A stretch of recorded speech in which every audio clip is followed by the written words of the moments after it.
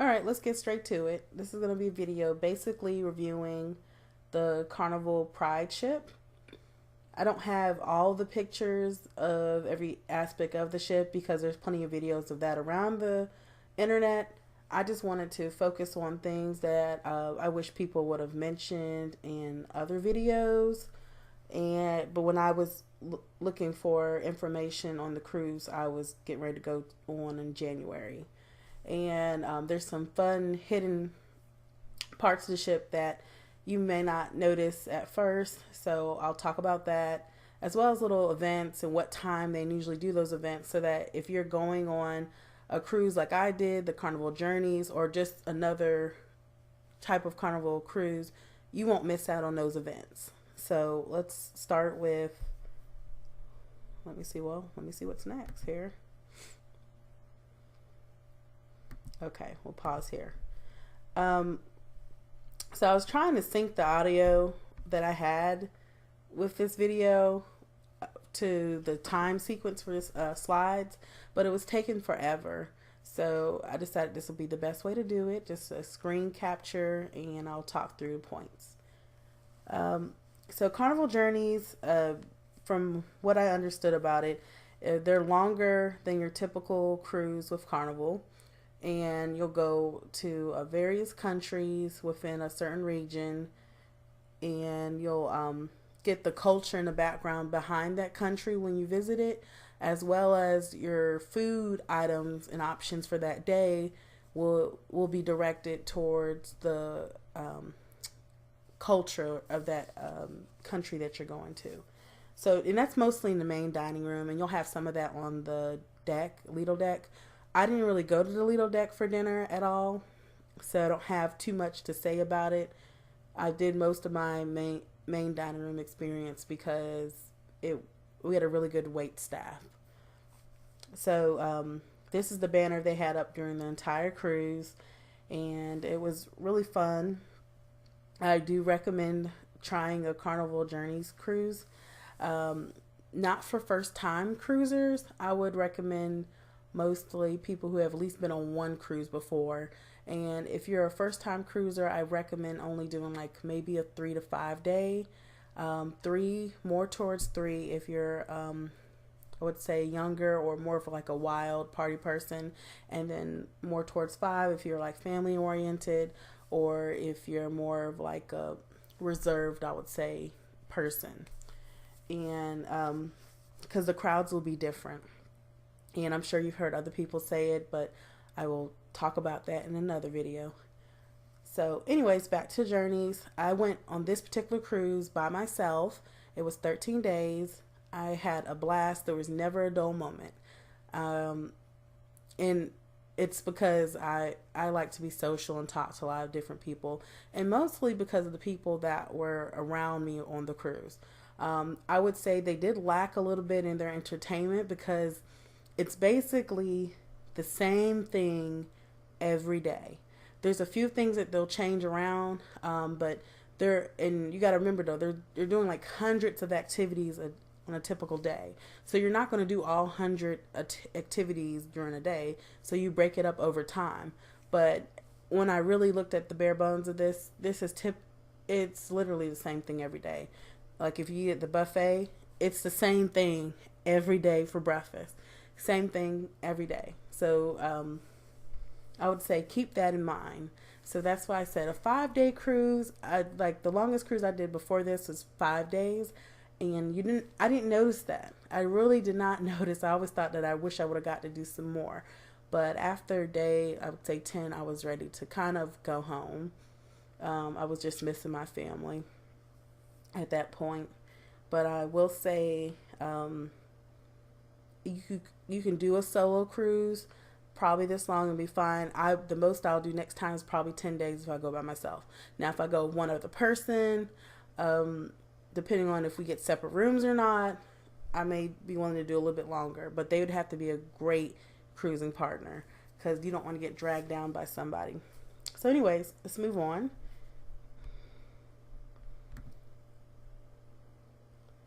Okay, so This is the spa and gym area. That's just pretty much the sauna, the steam room, and these are the locker rooms. This is towards the forward part of the ship where near the top, let's see if I have my deck list with me. I usually download the layout of the ship onto my phone. I use the iPhone. I love Apple iPhone products because there's the clarity is great. But I keep a list of documents in my iBooks about the ship that I'm going on, so that I'm very prepared when I go on this cruise, so I'll know everything about it, and I can just kind of explore and do everything I want to do while I'm there. So I'm looking for here we go, Pride deck plan. And I'm trying to tell you which deck that's on.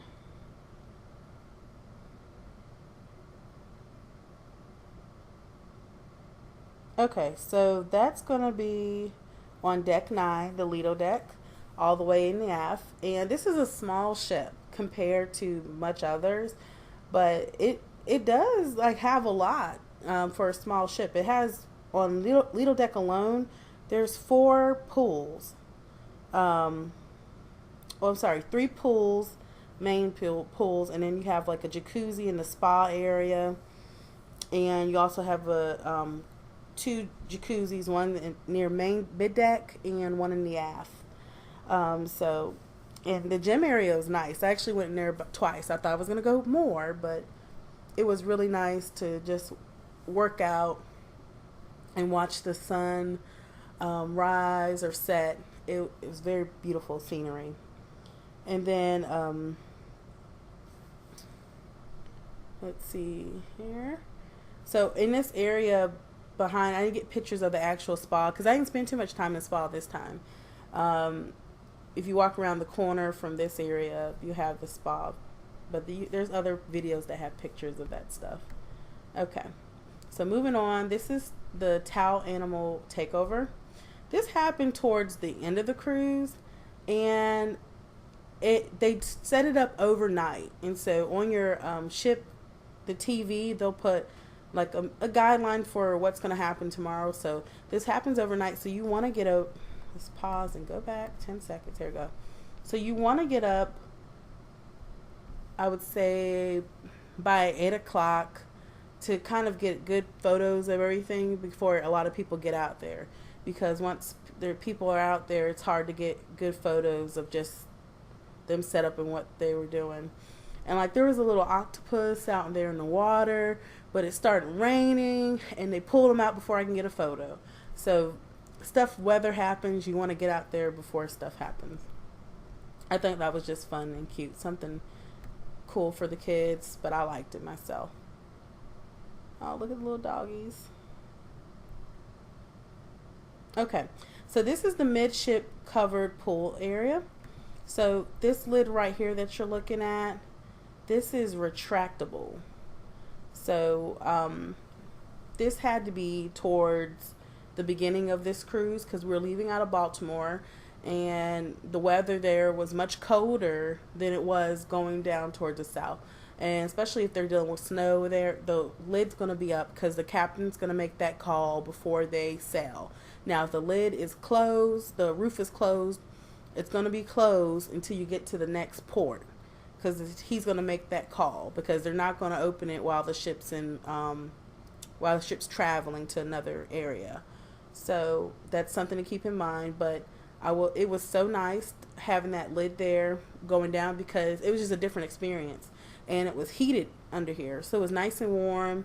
You can go swimming in the pools and still see the nice scenery out there, and there is still a nice little breeze that comes through the side doors down there, because here you have the restaurants like Guy's Burgers, and so there's still like a nice little breeze that can get in. But I liked it. I thought it was nice, just nice heated area and a temperature change when you're walking through the ship. So this is also on Lido. This is still Lido deck. Okay. And now I want to talk about the service. Service on this ship was amazing. These people are so nice and kind, and they teach every time I go somewhere and the service is exceptional. It teaches me how to be a better servant on my job. Even though I'm providing care to people, I am offering a service to them, and it's to be humble and just gracious even when people are not their best is amazing. So this is some of our dining room staff. So if you see them, I think his name's Carlos, you want to request them because he was amazing. I went to 6 p.m. dining. I do recommend now doing early seating dining on this particular ship because I read the reviews, and people who did any year time dining, they were a little upset because they were such a long wait. There's only one dining room on this particular ship, so you want to do early dining. That way you'll know when you get to sit down and you can leave out. But if you're a late diner, it's okay. But choose a time. Do not do your time dining on this ship if you can, because you're going to be waiting for such a long time. There's not 2 separate dining rooms. There's only one. So I would say you can choose your time dining if you're more of a person who likes to eat the buffets or go to the steak houses and not sit in the dining room a lot, then fine, do that. But you're going to be a little upset if you try to do your time dining and what's the word I'm looking for? You're waiting for a long time. So what's another note about that? Okay, so yeah, your time dining starts at 5:45, which is seated dining starts at 6. Your time dining is going to be on the top. There's 2 floors to this dining room. Your time dining is going to be at the top. So I would say get there either at 5:45, and if you want to eat early, or if you want to eat towards the later part, get there probably around maybe closer to 8:30. So that way you're sitting down. No, it's probably not a good time. I would say just go early or choose your time for this particular day. But I was the youngest one at my table, which was expected because most people going on a 13-day cruise in January are not going to be my age. But I can talk to anybody, so I had a great time with my dining crew table. My dining mates were all singles or widows, I would say. And yeah, they seemed to enjoy life. So we had a great just conversations. I hung out with several of them later at night in the adult video game area casino, and we won a lot of money together. So I had a blast with them. But yeah, your wait staff is amazing. And this is them dancing to Pharrell, Happy. I would have left the song in there, but I didn't want to get a copyright infringement from YouTube. So, yeah. But they dance everywhere. I gotta wonder, though, is this like borderline humiliation? Like, I don't know. They seem to like it. Go back. They seem to like it and be happy stuff. But I'm just like, they make them dance every night, and sometimes they're kind of like cheesy, but it's really a fun ship. Everybody's there to have fun. So usually people like this lady over here, they get up and dance with them. So they seem to have a good time. Okay, next part we'll go to is the dine-in movies.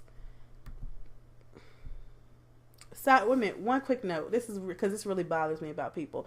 You need to tip your service people on the ship. They work very, very hard. So the automatic gratuities, leave those up there. Do not take them off. Either pay them in advance if you can't afford it. Pay it when you get there, but do not remove them completely and not tip out. Or if you decided to tip them like separately, that's fine. But I give them the gratuities that the ship automatically charges you, and then I also tip out my servers additional because they work so hard all day and they get a little bit of sleep because I did the behind the fun tour, and so I will do another video about that. But these people work so hard, so tip your waitresses and waiters. It's just the right thing to do. Okay, back here. So dive-in movies. I thought this was so cool because now this is the midship pool we saw earlier that was recovered. And this is the retractable roof part, so it has been retracted. And this is the last night before we got to Tampa. So we did a repo cruise. So in Tampa, when we was going back to Tampa, by that time the roof had been open, and it was not. It was so cold. It was really chilly. I kind of miss having that roof there because it was so cold. We had blankets that night for the dive-in movies, but they have them every night. But there's popcorn they have out there for you, and it's really vibrant in the colors. Like I had a blue blanket that looked completely white under these lights. It was really cool. So I take pictures, bring the kids out there, get out to the dive-in movies early because people like to hold and hog seats. These chairs are rare. There's lots of them, but I mean, if you want to be comfortable and get a good spot, get there early. I would say maybe 30 minutes before the movie starts, grab you a seat because there's just people holding seats. But don't come like right when the movie's starting because most of the seats have already taken.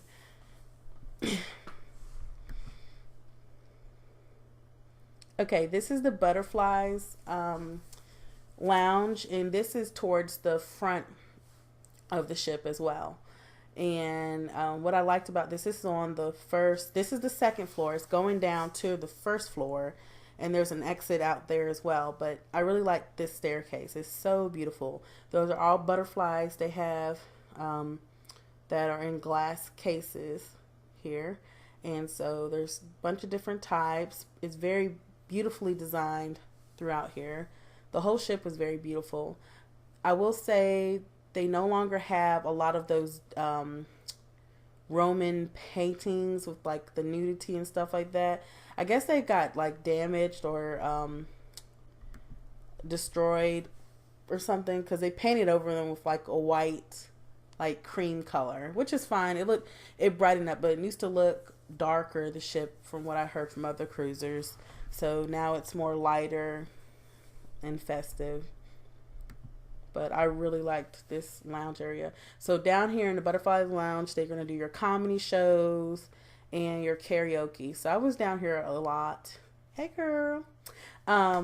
Doing a lot of those shows. So I had a good time there. And they have a bar everywhere you go. So they're always ready to give you a drink. It doesn't have to be alcohol, people. Yeah, so those little lounge area. The comics will be on that stage there, and karaoke. And if you're wondering why the camera is like shaking a lot, again, this was a small ship. And this was in January, so the sea was very active, and you felt it. That sea was rocking and rolling, and so a lot of times I was swaying, moonwalking backwards, trying to maintain my balance. But this is the first cruise that I felt it on. And I've only taken a cruise in January, May, and August. So that's something to keep in mind. If you're going to go in January, expect for that ship to move. And don't get mad with them because that's just how the sea is. Okay, so this is the Taj Mahal, which is a very beautiful seating area. This is also at the front of the ship. So I'll go back for real quick. So this is coming out of the Butterflies Lounge on the first floor. And then this, when you come around to the second floor, that's the Taj Mahal. So here, I'm going to go back and push pause again, because I want to talk about this a little bit. So here in this area, they're gonna do a lot of their game shows, or all the game shows, all the dancing performances from the actresses and actors on the ship, and entertainment crew are going to happen in this area. And this particular day I was here for Clue. That was kind of cute and funny, and it's not just a one game watch. It's something you play throughout the ship. They give you like a little pamphlet and you write down notes. So I would say participate in that. That can be kind of fun. Probably funner for like a 5-day cruise, because for me, I forgot all about this because I left it. I went in my cabin, put it in the drawer, and I forgot about it. So I'd say that's funner, probably better to do on like a 5 day cruise because you're not thinking about Clue.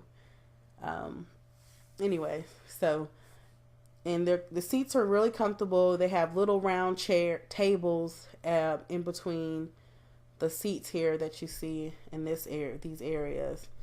And one part I didn't get a picture of is the balcony. That's nice too. I would recommend sitting up in the balcony. It's like you're right there. You're not really too far away. So this is a very beautiful seating area, and I see why a lot of weddings happen on this part of the ship. So this is near the front on the second, third, and fourth decks. Push play. Okay, this is going out to the third deck, and this is just a seating area. And down this hall, we'll have the staircase take you down to the second floor. And then we have our wedding chapel, or church chapel. And then our library. And this is a candy shop. And I like this. Hold on, stop here, because I'll talk about these. So they had some of these throughout the ship. They didn't look like this one. They were blue and attached to a wall, especially on Lido deck. They have that throughout. That's nice. For me, I am not a hand sanitizer person. I use that in addition, an accompaniment to washing my hands. I believe in the power of washing your hands. You can save a lot of lives. So I am one of those people, I need some soap and water. Hand sanitizer can't do nothing for me. So they have a lot of these little stations, and they're fun. Yeah, they're cool because you just put your hands under the soap dispenser, and there's only one dispenser. You put your hands under it, and soap pops out. Then you wash, and it tells you what to do. Like, it lights up, and then it lights up the next one and rinse. It'll pour down blue liquid, and then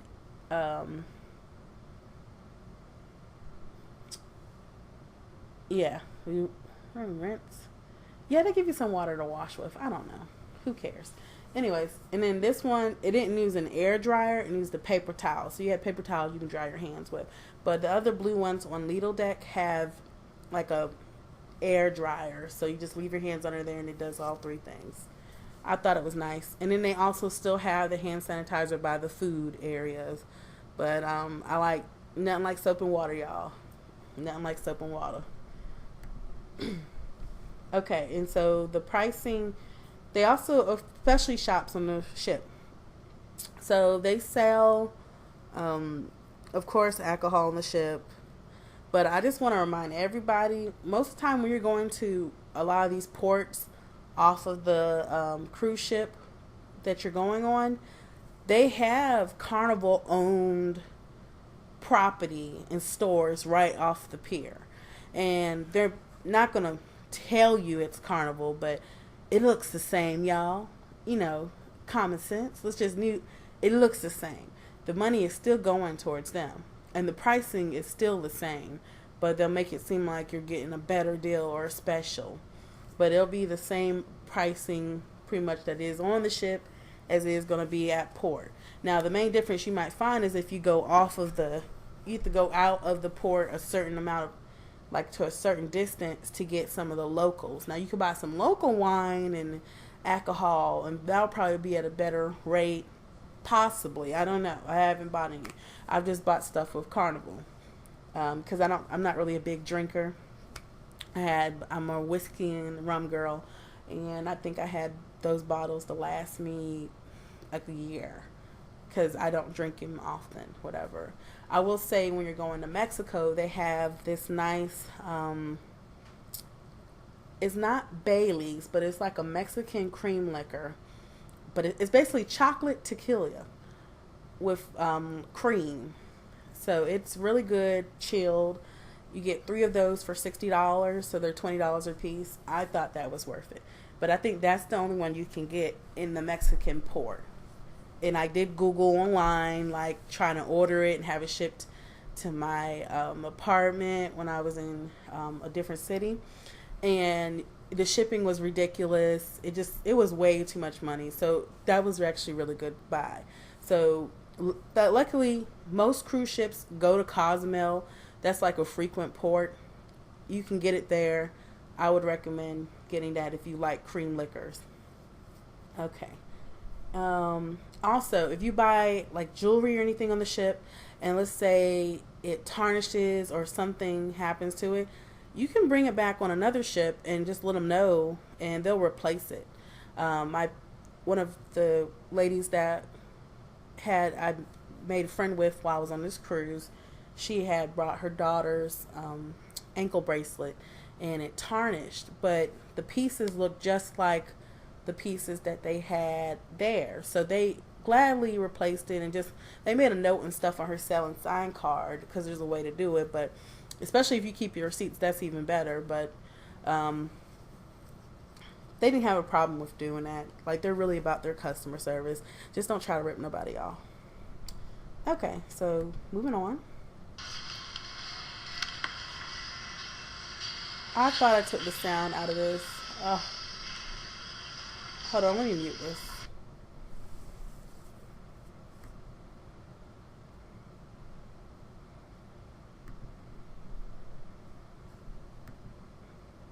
Okay, when I go back and play it, I'll take the sound out. Alright, so this is the Sunset Garden. This is towards the front of the ship. The only way you can access this is on the 3rd floor.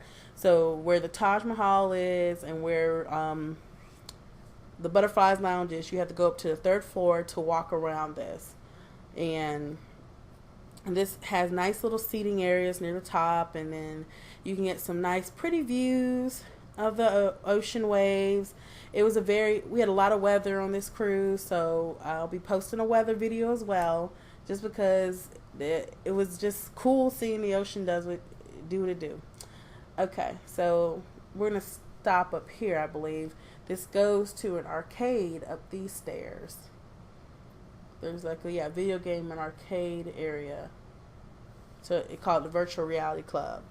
But it's hidden up there. A lot of people don't know about it, but your kids, I mean, if you don't have kids, you don't know about it. Of course you have kids, they probably do. But thought that was cool. I'll go back. Yeah. Now, these games are $2 a game. Call me crazy, but I'd rather take my butt to an adult video game center, aka casino, and have it out. I was like, if I'm gonna lose $2, I might as well take a chance at winning some back. So I went to the casino and I had a blast. And I'm not a addicted gambler, but that was so much fun. I won like $120. Okay. But I thought it was cool. And there was really no one up there when I went. This was probably middle of the day. And again, this is January. There's hardly any kids. There were kids on the ship, but it was just rare and far in between. Okay, and this is the rest. So that was halfway through the tunnel at the very front. So you see it's rocking. This because the ship is moving. You're going to feel a lot of the movement if you're in the forward part of the ship. And the waves were very active. So this goat takes you up to the Taj Mahal. This part. And that would be deck 4 at that point. But you're entering from deck 3. And I just thought this was beautifully designed. I don't know if smokers can smoke in this part of the ship. But I heard that this is where people go to smoke, so it smells a little bit funny. But they smoke in the I think smokers can smoke on either the port side, and there's another side of the ship. So I think it's the port side they can smoke on. So that part of the casino will be smoky, and it's just it's hard to walk through, but they do need somewhere. I mean, they're cruisers too, so they deserve to be somewhere inside the ship and not always outside. It's not fair to, them. They paid like we paid, and then of course I don't like video recording people. I think it's rude. So I just got some of the ceiling here, show you all how it's beautifully designed, and this is where less people were up here, so I just went it out. But Sunset Garden, I think that's a nice little place if you just want to get away from crowds of people and take a break. Come to the forward part of the ship. I would say the forward part of the ship is the most relaxing place to ship, besides the Serenity deck on the aft portion. I didn't get any pictures of Serenity. You can check my Panama video for that.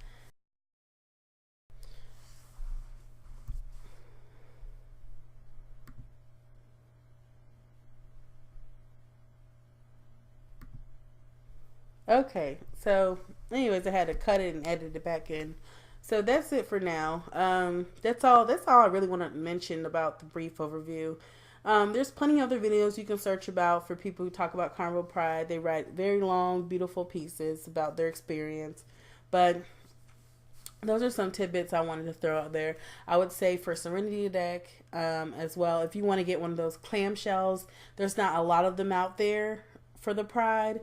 I would say get out there because some people will stay out there all day, literally all day. You can't even just get out there just lay in there for one portion of the day. So I wanted the day I chose to do that was the day we did the Panama transit, partial transit. That was a good decision because I got the best views and I had a nice little clamshell where I got to put my stuff down and just relax back on the aft part of the ship. So if you want to just relax in the clamshell area, you probably have to get out there maybe 8 o'clock, but that might be too late. I was out there by like 6:30 and there were people out there already. Ridiculous. But there's some hoggers that will stay out there all day. So but that's a really nice way just to relax if you want to read a book or just take a chill day. And so you enter the deck the main lobby is on the second deck of this ship. My room was on the fourth deck on towards the aft portion, but the ship is so small you literally can walk right across it in about a matter of 5 minutes. And that's not exaggeration. You walk really fast anyway. So with 5 minutes, I can get from my room was in the far back portion of the aft by itself, all the way towards the front of the ship, and just a little speed walk that can happen. But I would say if I could make a recommendation about where to book your room, I might recommend booking it towards either I'll choose the aft, but the first room closest towards midship on the aft, that the very first room, because that will allow you the ability to access more stuff, and you'll be still close to the dining room area and elevators to get around on the ship. But that's what I would choose. I wouldn't choose, I would say, midship, because I still like being able to take the elevator up. But the aft is going to be more for like if you like to eat late at night. Most of the time, the only places that are going to be open and that late are going to be the pizza on the Lido deck. So you can take the elevator right up on the aft portion, straight and forward back to your room. You can also go to the Serenity deck, back forward on your room. Forward, more for people who like to do spa and exercise or just the shows. The forward deck's going to be for you. You cannot, this is one of the ships that you really, you can walk straight through, but there's a lot of, if you walk straight through on decks, let's see, 4 through 8, you're going to be doing these little bumps when connecting to midship and forward, the forward part of the ship. So the best way to walk straight through without any of those bumps would be get a room on the first floor, because you can walk straight, and it makes it so much quicker than having to do the little bump. Also, deck 3, because there's like a out exterior promenade area, so you can walk straight through there. You can do it on deck 2. You can't. Deck 2, you're going to be bumping into a lot of stuff because, again, that's where your a lot of your food restaurants, because that's the main lobby area. So you're going to be bumped into a lot. So the way to walk straight through the ship is going to be deck 1, 3,